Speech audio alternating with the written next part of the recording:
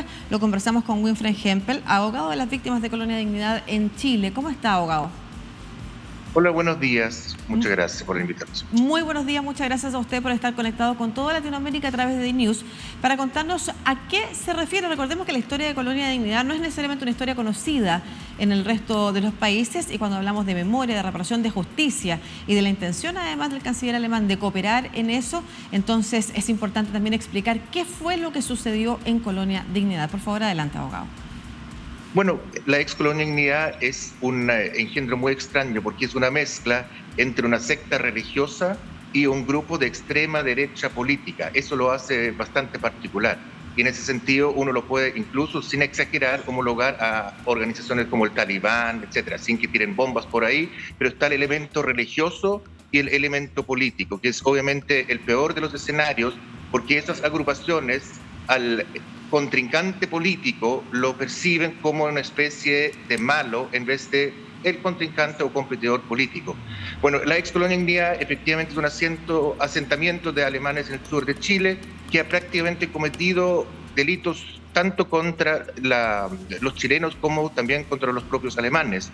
O sea, los alemanes que vivían en la ex Colonia Dignidad sabemos que existía dos grupos, una cúpula criminal, una asociación ilícita, así fue condenada por la excelentísima Corte Suprema en el año 2016, pero también una gran masa de colonos, víctimas, quienes fueron traídos, engañados desde Alemania a Chile y esclavizados durante prácticamente 45 años a vista y paciencia de ambos estados, tanto el estado chileno como el estado alemán.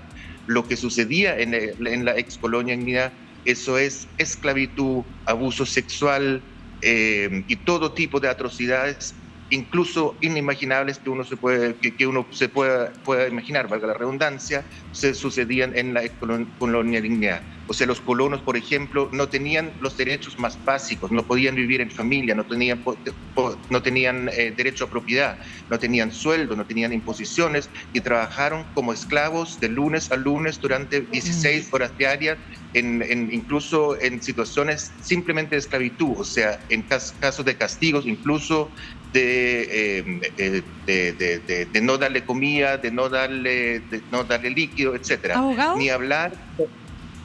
Abogado, le quería consultar, porque tanto el presidente Gabriel Boric como el canciller alemán mencionaron a quienes habían apoyado lo que sucedía en Colonia Dignidad, quienes sabían lo que estaba pasando y aún así hicieron vista gorda o incluso apoyaron. ¿Cuál es la relación que tuvieron los jerarcas de Colonia Dignidad con la dictadura cívico-militar? O sea, la relación era una relación absolutamente íntima y al nivel de que el golpe de Estado en Chile se preparó en parte en la ex Colonia Dignidad. Se celebraron reuniones, y así lo reconoce el mismo fundador de Patria Libertad, en la ex Colonia Dignidad para preparar el golpe de Estado. Y con posterioridad, obviamente, la convivencia del aparato represor con la colonia fue absolutamente íntimo, en el sentido de que la colonia, en esa época por lo menos, aportaba al régimen tecnología y medios tecnológicos e incluso capacitación para torturar, etcétera, que el Estado chileno no tenía. Por ejemplo, aparatos de transmisión de radio de la época, muy rudimentario para épocas de hoy, pero muy avanzado para lo que existe hoy día. En la ex Colonia Dignidad existía un centro de torturas, de exterminio de represores políticos. En la ex Colonia Dignidad se entrenaban a los agentes de la DINA y también, digámoslo como es y como fue, que en la ex Colonia Dignidad se creó un partido político y se hacían clases de adoctrinamiento, como es el partido de la UDI, donde iba Jaime Guzmán, Hernán Larraín y otros a preparar ideológicamente durante fines de semana a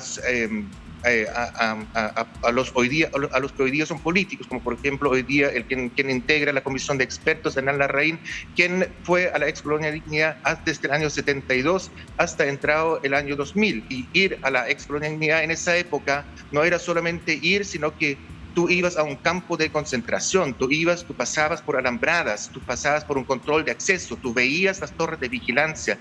Entonces ningún político, ni chileno ni alemán, incluso volviendo al caso Larraín, que es un caso que es bastante actual en esos días, ningún político que iba a la ex Colonia Dignidad puede decir, como lo dicen hoy día, que no sabía lo que pasaba. Si yo voy a la excolonialidad, aunque me atienda una señora vestida a la usanza bávara. Sin embargo, veo las alambradas, veo la seguridad, veo los perros, veo las torres de vigilancia, y veo todo eso, y veo los colonos cabizbajo corriendo por los campos como autómatas. Yo sé lo que pasa, y el señor Larraín sabía eso, el Estado alemán sabía eso, los diplomáticos alemanes sabían eso, los políticos sabían eso. Y digamos una cosa, eso no se limita solamente a la dictadura, eso se limita a la dictadura y los 3 gobiernos democráticos anteriores y democráticos posteriores. Si bien es cierto que después el presidente Patricio Aylwin le canceló la personalidad jurídica, pero es un problema de Estado, y que afortunadamente hoy el canciller lo asume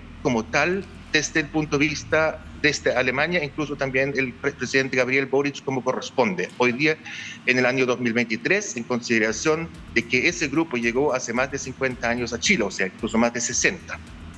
Sí, estoy leyendo las declaraciones, algunas de las declaraciones que ha dado el exministro Hernán Larraín, como usted señala hoy, uno de los expertos designados en el Consejo Constitucional, que elaborará un nuevo proyecto constituyente.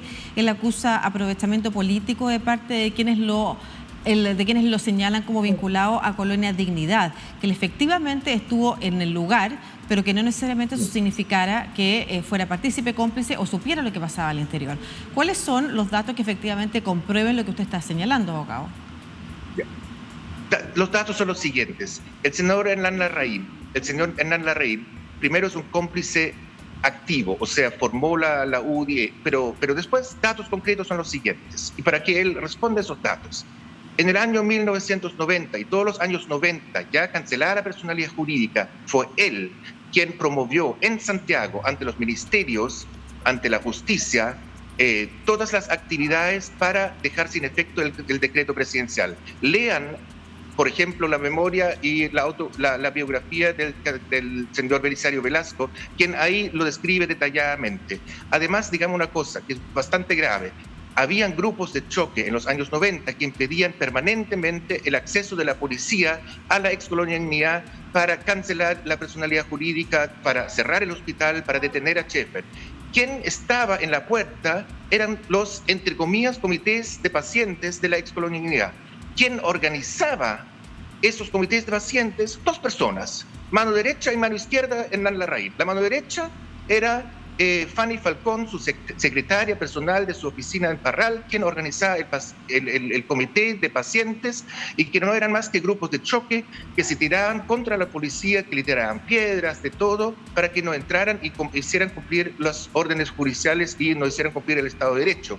El otro personaje era Gilda Matus Torres, una persona que también organizaba, o sea, que era la presidenta de esa agrupación, y quienes junto con Hernán Larraín, o sea, el senador Hernán Larraín, desde su investidura que tenía en esa época, diputado, todavía no senador, sino que diputado de la República, organizaba agrupaciones y grupos de choque para que el Estado de Chile no pudiera entrar a la excolonialidad y hacer valer el Estado de Derecho. Si eso no es ser un cómplice activo, eso es escandaloso. De todas maneras hay que precisar, no hay un juicio que haya declarado culpable de complicidad al exministro Hernán Larraín. ¿Qué está pasando en ese sentido? Se ha hablado de que ha habido falta de justicia, ha habido falta de cooperación, además, por ejemplo, en el caso de los detenidos desaparecidos por tortura en Chile, por los organismos dedicados a la tortura en Chile. ¿Qué está pasando en términos judiciales, ya que usted además es defensor de alguna de las víctimas? ¿De qué tipo de víctimas es defensor? ¿Cómo van los juicios? Mira, los grupos víctimas son 4. Los colonos víctimas, los ex niños que fueron abusados en la excolonialidad, los inquilinos que fueron expulsados de la excolonialidad junto con los militares, y también las víctimas de la represión, ¿ya? En los 4 años que estuvo Hernán Larraín durante su mandato de ministro de Justicia, él en un primer momento efectivamente nos envió mensajes de que él se sentía culpable por lo que había pasado y quería inventarlo como ministro de Justicia. Pero lo concreto que en esos 4 años que terminaron ahora como ministro de Justicia no ha avanzado poquísimo, por decirlo menos. O sea, lo único que hizo bajo presión de prensa, después poner a disposición de la justicia ciertos medios materiales, o sea, dinero, para poder buscar restos de detenidos desaparecidos en la excolonialidad. O sea, en la excolonialidad debemos decir una cosa: existen hoy día cuerpos enterrados de opositores políticos de la dictadura, y eso no existe en ninguna otra parte del territorio de Chile.